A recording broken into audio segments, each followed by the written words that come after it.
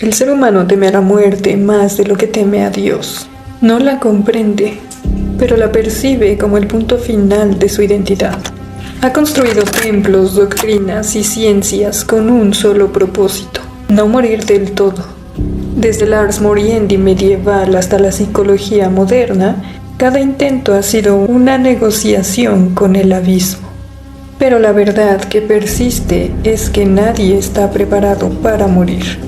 Los sabios antiguos lo sabían. Los egipcios disecaron la carne y sellaron el espíritu en tumbas orientadas al sol. Los alquimistas buscaron el lapis philosophorum para transformar la podredumbre en eternidad. Los magos hebreos estudiaron el Shem HaMeforash con la esperanza de invocar la palabra que detiene la corrupción. Y en la Europa cristiana, los nigromantes bebieron sangre mezclada con mercurio, convencidos de que la vida residía en la densidad del hierro.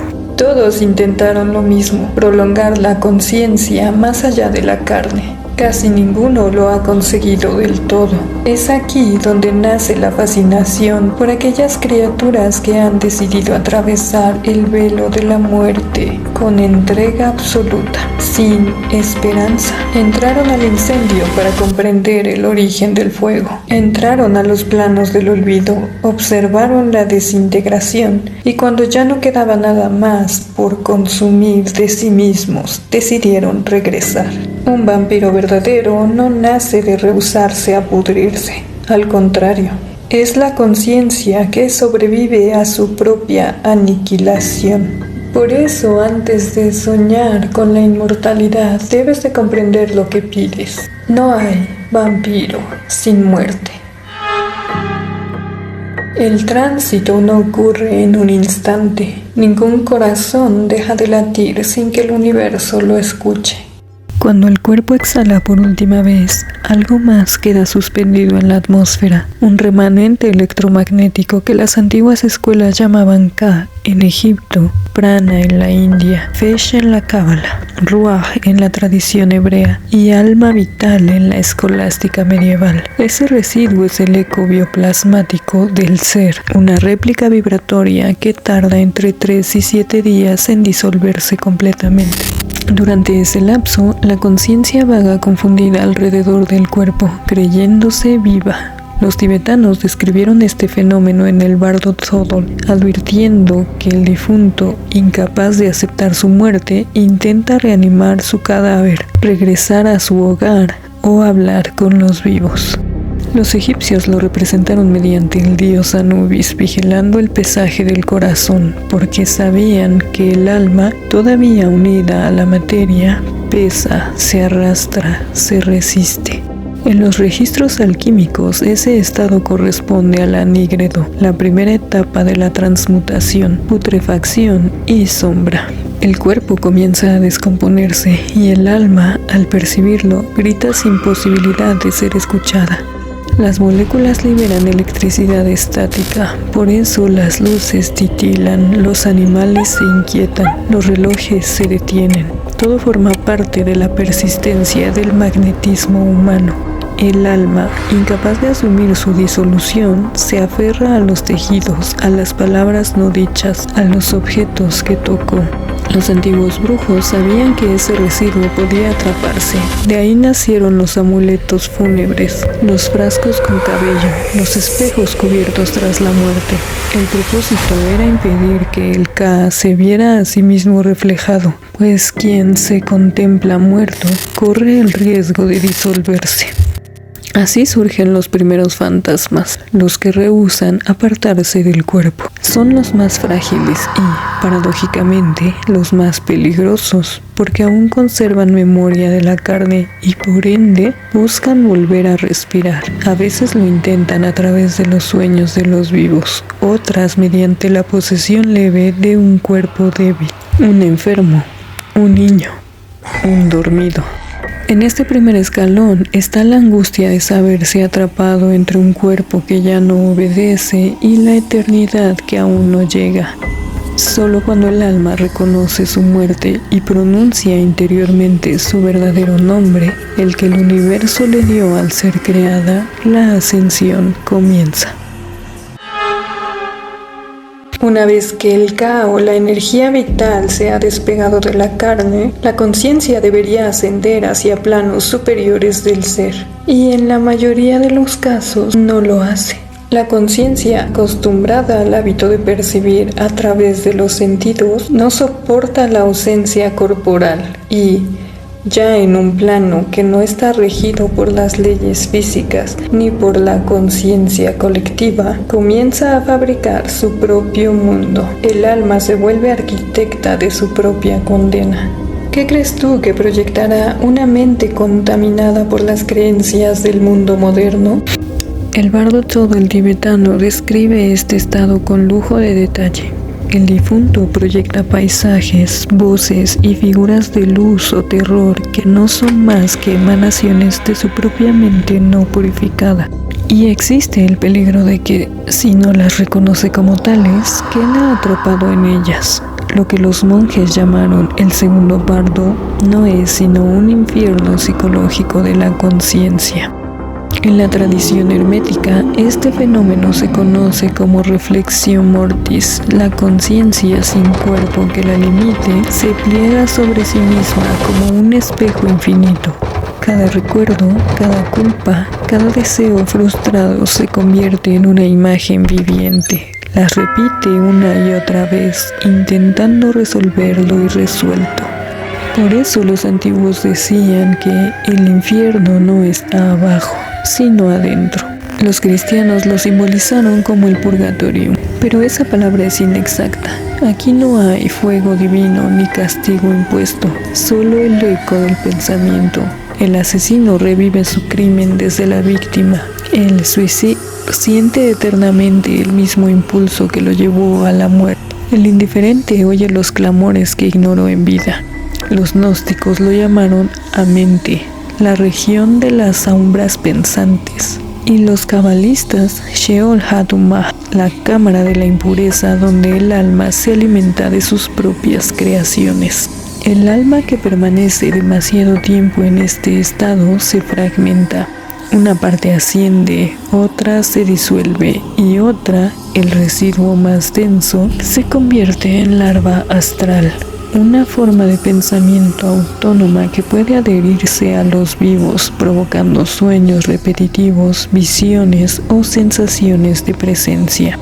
En alquimia, el espejo del bucle corresponde a la transición entre nígredo y álbedo. La mente aún oscura se mira a sí misma buscando la luz, pero solo encuentra destellos. De ahí el peligro. Mientras más se contempla, más se multiplica su prisión. Solo aquel que, en medio del bucle, logra decir, esto también soy yo, y renunciar al miedo, rompe el círculo. La ilusión se disuelve, y la conciencia puede continuar su tránsito hacia planos de comprensión mayor.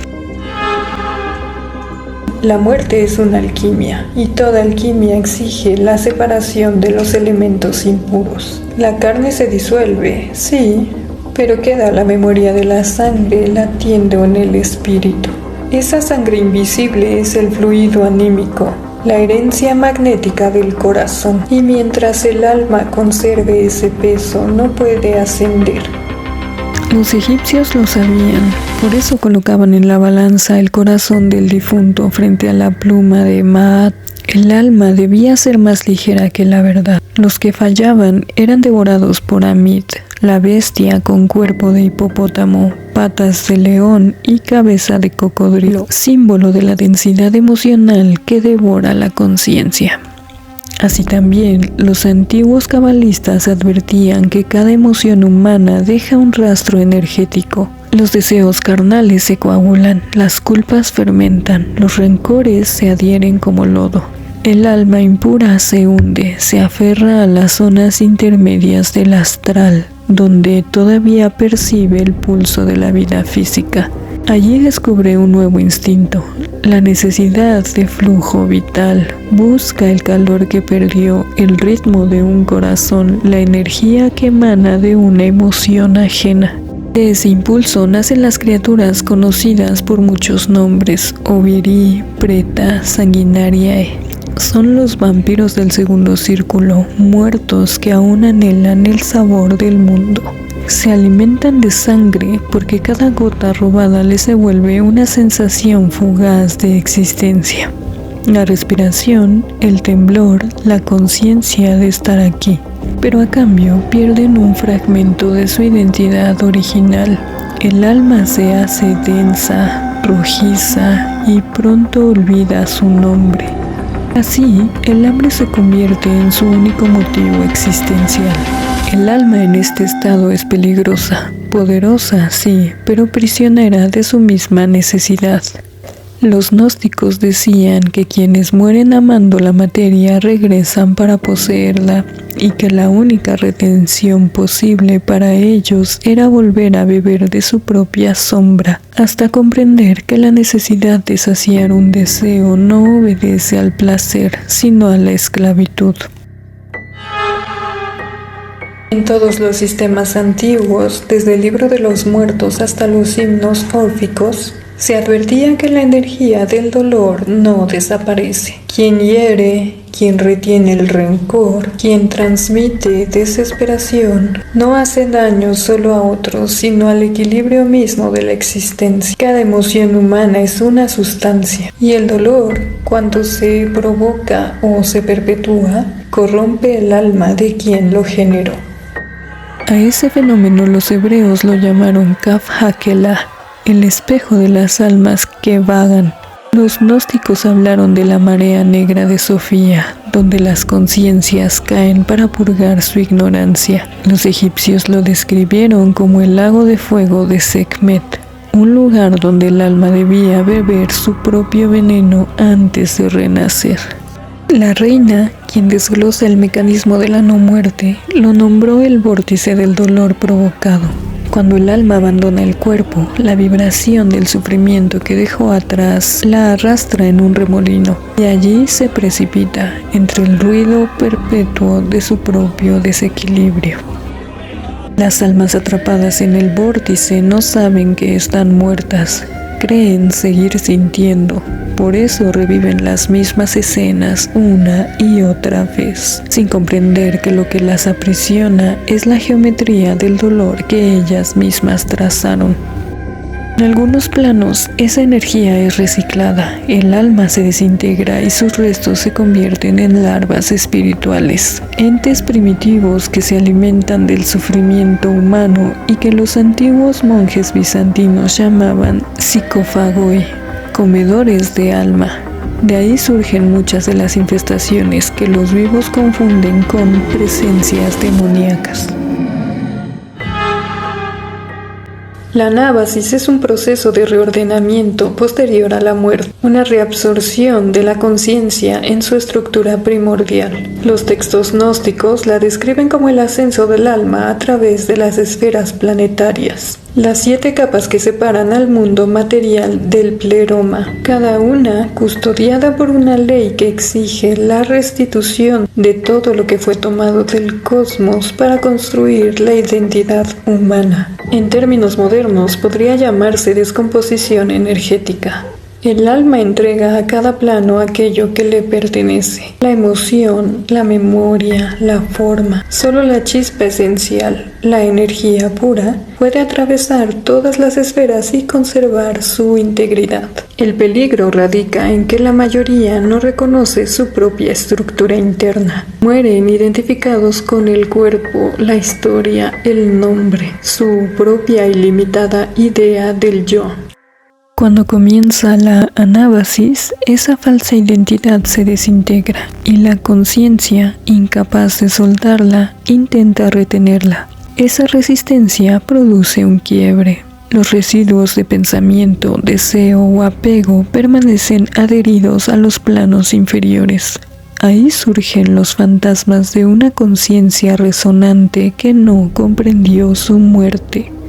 Almas incompletas, remanentes de pensamiento que se repiten a sí mismos sin ser capaces de reconocer sus raíces. Por eso las apariciones parecen confusas, incompletas, atrapadas en una escena, un lugar, una hora exacta o en una emoción. Lejos de estar siendo castigadas por nadie, están mal disueltas. La verdadera ascensión solo ocurre cuando el alma entiende su composición y entrega cada parte con obediencia metafísica. Así, lo emocional vuelve al campo astral, lo mental al campo causal y lo esencial, la chispa inmutable, regresa a su fuente. Pero quien no ha practicado la muerte en vida no reconoce el proceso.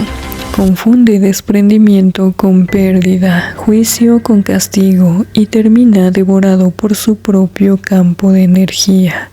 En ese estado, la conciencia se dispersa, disolviéndose en millones de partículas que alimentan los planos inferiores. Aquí termina toda ilusión de unidad. El alma se ve a sí misma separada de su forma física. Lo que alguna vez fue un yo, ahora ya no existe. Las almas coherentes, aquellas que aprendieron a sostener su verdad sin negarse, ascendieron al plano solar, donde la memoria se disuelve sin dolor. Pero las que vivieron sin comprenderse a sí mismas no podrán evitar seguir rompiéndose. Una parte asciende, otra cae, otra queda atrapada en la penumbra del sueño colectivo. Esos pedazos extraviados se alimentan unos de otros, intentando recomponerse sin éxito. De ahí nacen los dobles que caminan entre los vivos repitiendo gestos vacíos, las posesiones donde un residuo busca abrigo en la mente de un incauto. Y los muertos soñadores que construyen realidades ilusorias para no aceptar que ya no existen. El alma que no logra sostenerse en su peso específico se dispersa, atraída por los planos que vibran en su misma densidad. Las culpas, los odios y las mentiras pesan tanto como el plomo, y el plomo no trasciende. En alquimia, este estado corresponde a las citrinitas, la fase de combustión interior. El alma se separa de sus impurezas con dolor y lo que no soporta el fuego se desintegra. Es el momento en que la luz aún no hace, pero las sombras ya no pueden pretender pasar desapercibidas.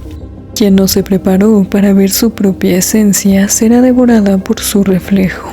Porque aquí no hay juez, ni infierno, ni Dios, solo la verdad desnuda y la incapacidad de soportarla. Nada sacia a los que murieron llenos de deseo. La muerte no extingue el apetito, lo condensa, lo devuelve a su raíz animal. Aquí descienden los que nunca supieron detenerse, los que confundieron amar con poseer, los que bebieron del dolor ajeno creyendo que con eso escapaban del propio. El alma que se aloja en este plano es torturada por un vacío que exige ser llenado, y cuanto más se intenta, más crece. Los antiguos tibetanos lo llamaron preta loca. Los monjes medievales, el vientre de los insaciables. En los registros del reino se le conoce como el infierno del hambre, el dominio donde el alma se vuelve devoradora de sí misma. Como dato curioso, en los registros centroeuropeos se habla del Naxxerrer, un cadáver que despierta en su tumba y, en lugar de salir a cazar, se consume a sí mismo. Primero muerde su carne, luego sus entrañas, luego su sombra. Se dice que mientras lo hace, los vivos de su aldea enferman, porque la energía que absorbe proviene de aquellos con quienes compartió sangre o memoria. Los campesinos lo temían más que al vampiro común, porque el Naxxerrer es la representación física del alma que no aceptó morir con las frustraciones del mundo material. La reina los ha llamado los Sanguisugae, criaturas que solo ansían, se alimentan de las sombras de las emociones humanas, la tristeza, el deseo, la culpa, y cada vez que alguien se deja arrastrar por la desesperación, uno de ellos se aferra a su sombra. En la alquimia espiritual, este círculo corresponde a la nígredo detenida, la putrefacción que no culminó en purificación. El alma no se disolvió ni renació, quedó suspendida en un ciclo eterno de consumo. Quien en vida se alimenta del sufrimiento ajeno, prepara su propia condena, porque al final toda hambre sin propósito acaba devorando a su fuente. ¿Alguna vez has sido atacado por entidades monstruosas? Manchas que se repliegan en las esquinas, sombras con forma arácnida y rostros humanoides, siluetas en forma de gato que se arrastran por debajo de tu cama. Fantasmas, demonios, son los restos de aquellos que nunca supieron quiénes eran más allá de su apariencia. El alma que vive solo para su imagen al morir queda vacía, y en el intento de reconstruirse con retazos de memoria se distorsiona. El resultado es inestable, grotesco, un rostro que cambia con cada pensamiento, un cuerpo que ya no obedece a ninguna forma conocida. Adoptan 1000 formas, ninguna propia. No recuerdan su origen ni su final. Solo saben que existieron y que no pueden evitar desaparecer. En las antiguas escuelas herméticas se enseñaba que lo que no conoce su esencia se desintegra en su imagen. Y el alma humana, moldeada a semejanza divina, contiene en sí un principio de identidad que actúa como eje de su forma. Cuando ese principio se debilita por vanidad, negación o apego al cuerpo, comienza el proceso de autodesfiguración, un castigo que proviene del vacío dejado por la pérdida del yo considerado verdadero. Este tipo de criaturas es lo que popularmente se conoce como demonios. Cabe aclarar que los demonios primigenios, ángeles caídos por voluntad, conservan jerarquía y propósito. Pero los demonios nacidos de la confusión humana, los llamados larvae, son parásitos sin raciocinio claro, imitan lo que recuerdan de la vida, buscan el calor, consumen emociones. Por eso sus manifestaciones son fragmentarias, cuerpos sin rostro, insectos con rasgos humanos, torsos suspendidos en las paredes. El miedo que los humanos sienten hacia ellos es el reconocimiento. Saben que podrían convertirse en lo mismo. En los archivos del reino se enseña que la única defensa contra este estado es la conciencia plena de quién eres. En vida, la mente es un cautivo dócil. Está contenida por el cuerpo, limitada por la carne, sujeta al ritmo lento del procesamiento biológico. La materia actúa como frontera y filtro. Atenúa lo intolerable, ordena el caos y disuelve el exceso. El entorno social, ambiental, familiar, fungen como un muro de contención contra la locura. Pero cuando la carne se separa del alma, el muro se derrumba y lo que el cuerpo físico contenía, miedo, culpa, deseos no reconciliados, se precipitan sin freno.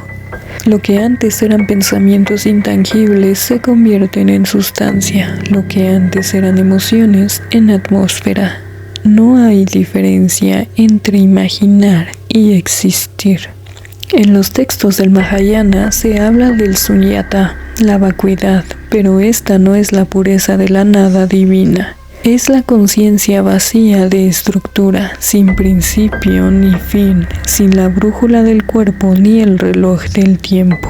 Allí, cada alma habita en un universo hecho de sus pensamientos más veloces, y mientras más intenta escapar, más sólida se vuelve su prisión.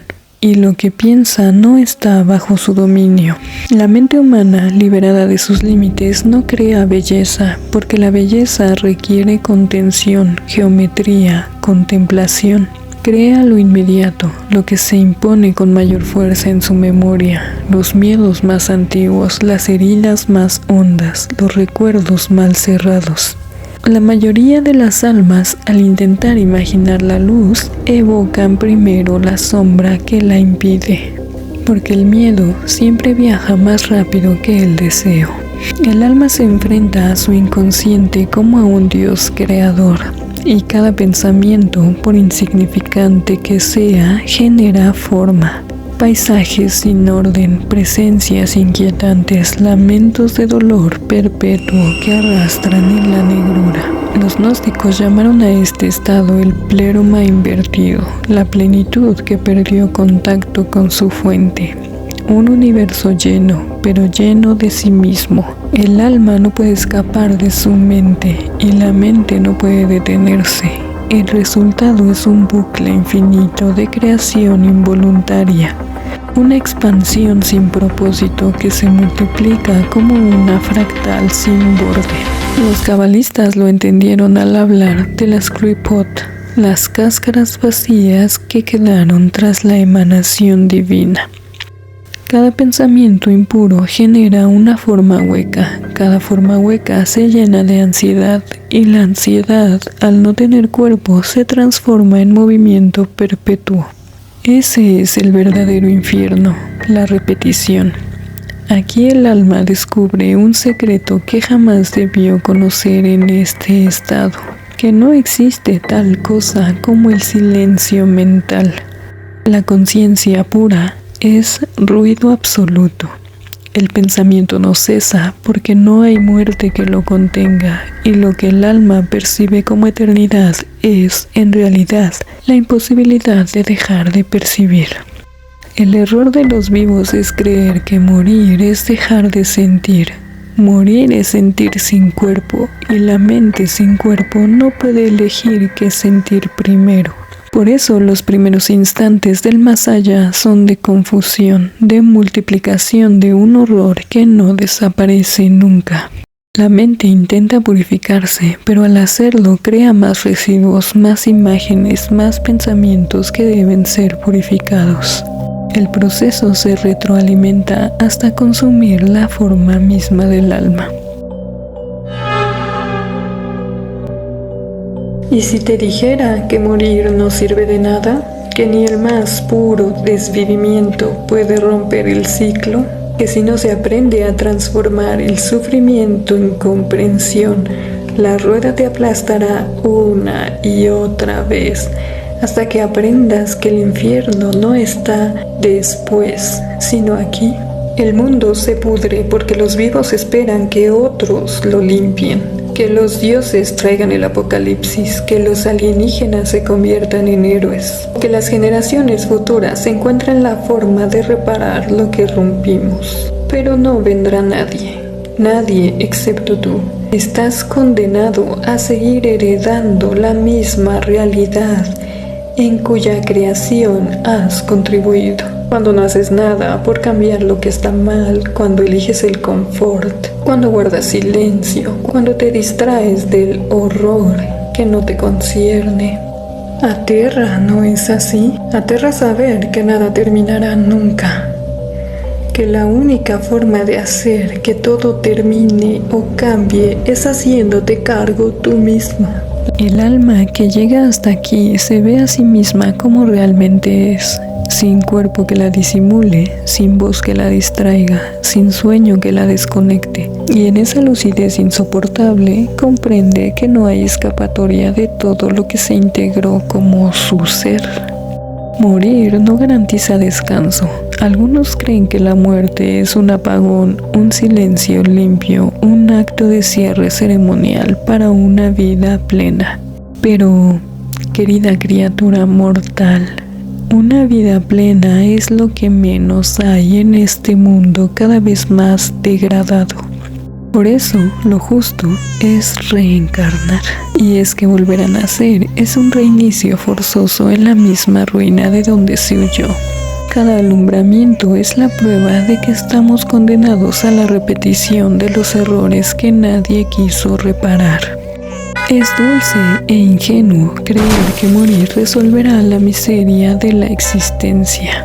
Pero morir no cura la enfermedad del alma, solo la redistribuye. Mientras el alma sigue eligiendo la evasión, seguirá despertando en la misma prisión, con otro nombre, otra carne y el mismo vacío en los ojos.